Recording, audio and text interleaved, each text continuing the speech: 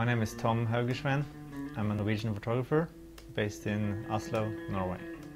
2 years ago, I went to Sri Lanka, to Tamil Elam, to photograph the Tamil tigers. This story was published in Vice magazine last fall. Tamil Elam is like a small part of Sri Lanka. Well, it used to be. The whole Tamil Elam is now gone. When I was there, they actually had our own state. They called it a de facto state, meaning that they were actually a small country within their own country. They had like their own government, their own police force, everything. These are a few photos that I took in the process. This is from the when the LTD visited Norway for peace talks. On his left is Tamil Shevan. He was way up in the LTT. At the end of the day, this guy, Tamil Shevan, came to me and he said, "Okay, you can come." That was it. Nothing else. If he hadn't agreed for me to come, there's no way I would be able to get into Tamil Elam. No way. This is a shot from Trincomalee. That's the border town. That's where I encountered my first close call on that trip. I was on my knees looking through my photos, and just clicking through, and I heard this sound like oh fuck. And I looked up and I saw this Sri Lankan army guy with his gun pointed to my head, And I just lifted my camera and took a photo, and it turned out really cool. But I was just scared at that second, but it turned out to be fine. I spent 2 weeks with the tigers. I only saw things from one side, This is a shot on the way to one of the checkpoints.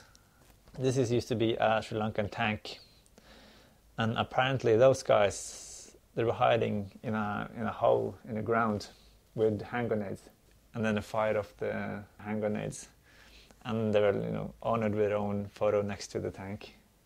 Like in the beginning, they gave me the press tour, sort of. It took me to the orphanage, took me to the graveyard, This is from an orphanage. And they told me that all the children, their parents have been killed by Sri Lankan forces. They were very proud to show me their hospitals and their orphanages and schools and everything. They actually had a university up there as well. This is actually from their legal system. Judges and lawyers and everything. Things were working at the time. They had their own country. I found this poster in an orphanage run by the LTTE. In the middle, this is Prabhakaran, the leader. And you see you have different people around. Martin Luther King, Karl Marx, you got Lenin, you got Stalin, and Che Guevara. You got Nelson Mandela, all the freedom fighters, And it plays Prabhakaran in the middle. And it kind of shows how they thought of themselves, This is probably, in my opinion, the best photo from the whole trip. I like the eyes of the little kid, He worked at this police station. Apparently they found 20 or 30 people in a well that had been killed by the government. And lots of these skulls have bullet holes in just on top of the heads here. So you can tell they've been executed. I think they really know how to use the media. But that's what I have to expect. If I was embedded with, let's say, the Sri Lankan forces, it would be the same thing, just on the other side, That happens in every war.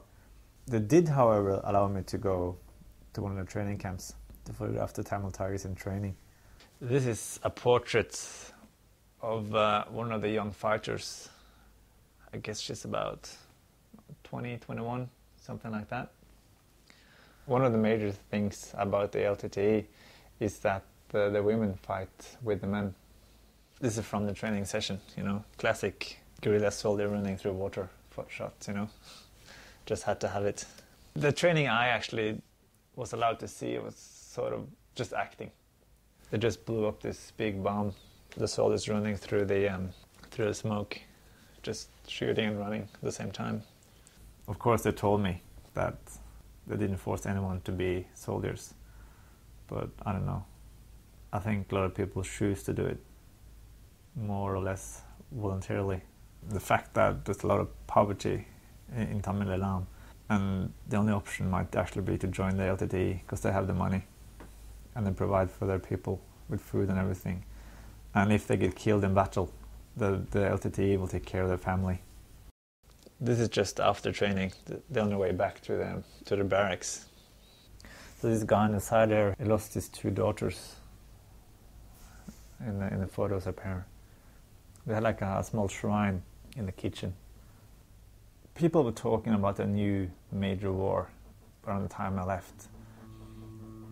Especially the aid workers say that we're really close to a new war, the final war. That seems to be what's happening now. At this time, there's almost all the Tamil targets have been killed. The whole Tamil alarm is now gone.